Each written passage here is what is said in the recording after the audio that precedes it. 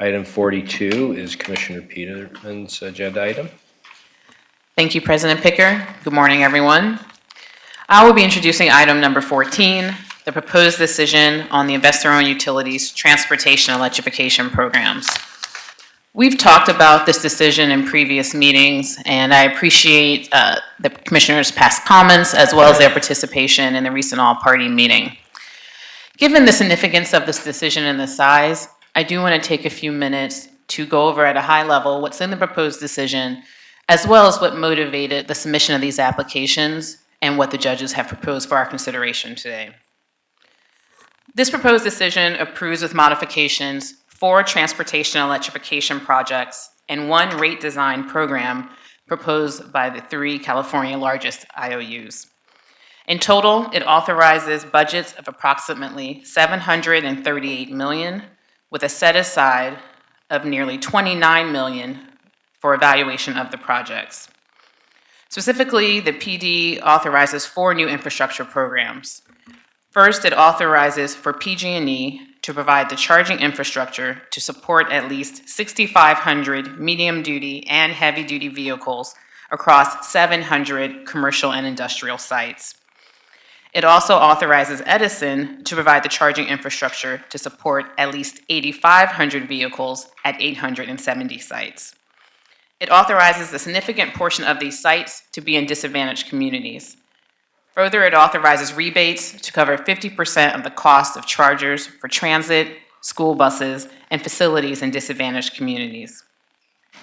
Second, the decision authorizes PG&E to install infrastructure at approximately 52 sites that will support around 234 DC fast charging stations with capacity to support chargers with capacity of 150 kilowatts. And finally, it authorizes San Diego Gas and Electric to provide rebates and wraparound services for the installation of level 2 chargers at up to 60,000 single-family homes or small multi-unit dwellings. It also authorizes a new optional rate for SDG&E customers participating in the residential programs. So indeed, the proposals span several sectors, and we'll speak to some of the motivation of that now. These applications were filed pursuant to SB 350, which establishes new clean energy and clean air goals for the state. In particular, it directed the Public Utilities Commission, in coordination with the Air Resources Board and the Energy Commission, to direct utilities to increase access of electricity as a transportation fuel, and to do that by supporting electrification in a wider range of sectors, light-duty vehicles, but also ports, transit, warehouses, anywhere where we're seeing vehicles move and contributing to greenhouse gases and pollutions. SB 350 also directs that these investments benefit the grid and be in the interest of ratepayers. The Commission, in its guidance to the utilities, directed the utilities to propose creative projects that can meet specific community needs, accelerate EV adoption in the next few years, leverage and complement other funding sources, have measurable outcomes that we can track, programs that are affordable to participants and non-participants, and programs that, if successful, can be widely scaled. There is overall support for these goals and these principles. However, significant differences among stakeholders regarding the best program details and priorities. This range of opinion is not surprising. This is a new space. There is uncertainty regarding costs and impacts and what models are most appropriate for charging. But I appreciate everyone coming together to figure out how to put together a reasonable portfolio for the utilities to pursue as we're entering this new and important space. I think the proposed decision overall is consistent with our guidance and balances well these competing aims of accelerating EV adoption, enabling competition, reducing cost, and being sustainable and fair investments for EV drivers and for ratepayers. I want to highlight a few specific issues that came up as a part of this balancing of these objectives and the direction that the proposed decision takes. I'm supportive of the revised decision's authorization of higher budgets and higher rebates for customers adopting electric trucks and equipment in disadvantaged communities and in the heavy polluting goods movement sector. The state has gone a long way to reduce our pollution in these areas, but more needs to be done. And increasing the investment at this time, I think, is reasonable as a way to complement the investments that are happening by the Air Resources Board and other actors in this state. Next, I'm supportive of the proposed decision's approach to measured utility ownership of EV-related equipment and to limiting utility capitalization of assets to those that seem likely to largely benefit future ratepayers and for which the utility ownership removes a barrier to adoption. It is essential that we allow sufficient cost recovery to the utilities for the investments that they're undertaking. I think this decision does that.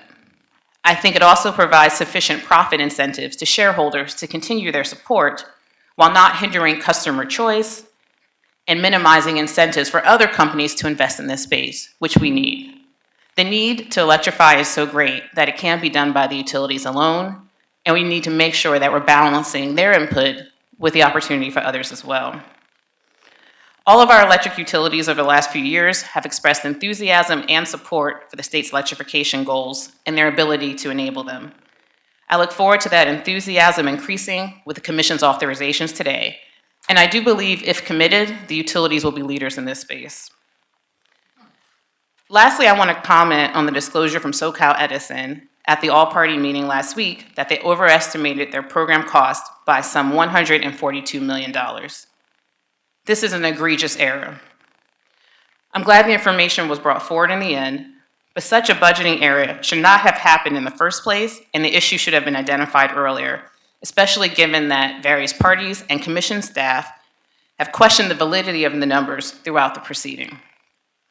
This is also a learning moment for all of us, and a reminder that reasonable cost for these types of infrastructure can vary, and it's hard to pin down what it really is.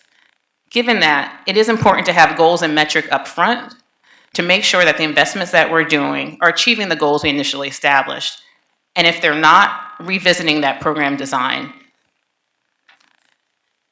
Given this, we have site and vehicle goals for many of the proposals before us, and I look forward to seeing how the projects fare in the year to come. I want to thank all of my colleagues for their attention to this proposed decision.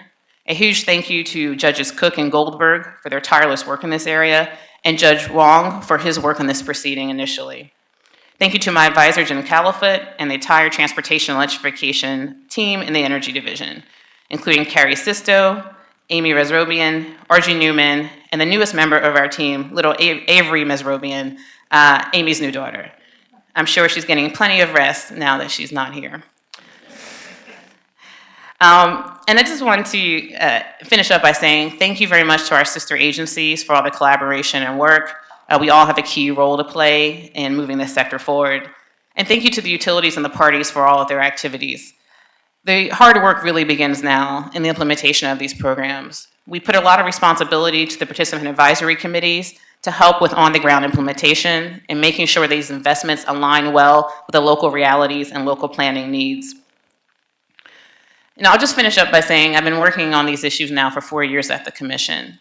And we've come a long way since we lifted the ban on utility investment in this area in the end of 2014.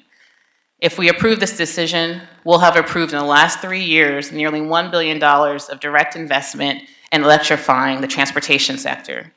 Given that the sector contributes 50% of the state's emissions, this is an important area for us to be working on. And it's also important that we're diligent to make sure that we're getting it right. Other states are watching, other utilities are watching, and I think that the proposed decision moves us in the right direction and is in the interest of ratepayers. So with that, I want to thank you for your attention and turn to my colleagues for their comments. Commissioners? Thank you, Commissioner Peterman, for your leadership in this proceeding. There were a lot of complex policy issues that you had to weigh in analyzing this, and I appreciate your hard work. I'll echo my thanks to the judges and the staff on this proceeding that you mentioned earlier, and also my staff person, Joanna Gubman, who put a lot of work into this as well. This is an important critical goal. As you mentioned, the transportation sector provides a significant greenhouse gas emission impact on our environment, and moving this, our transportation electrification goals forward is absolutely critical. This decision does strike the right balance, as you mentioned, pursuing mass market adoption of electric vehicles while being very cognizant and careful with ratepayer funds. I appreciate the emphasis, the increased emphasis on focusing on key sectors with public benefit, like transit and school buses. I also appreciate allowing SDG&E to offer their residential grid integrated rate, which I think is very consistent with our goals of trying to align customer use of energy with our overall goals and our overall reliability needs. So I will be supporting this decision, and as I mentioned, I appreciate all of your work on this, this important issue. Thank you.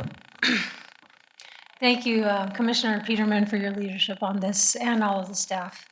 This is an enormous budget, and it is not one that I vote on supporting on lightly because of the ratepayer impact. But one thing that we constantly are reminded by, and fortunately our meeting that took place in Fontana was a literal reminder of, are the air quality benefits from these investments.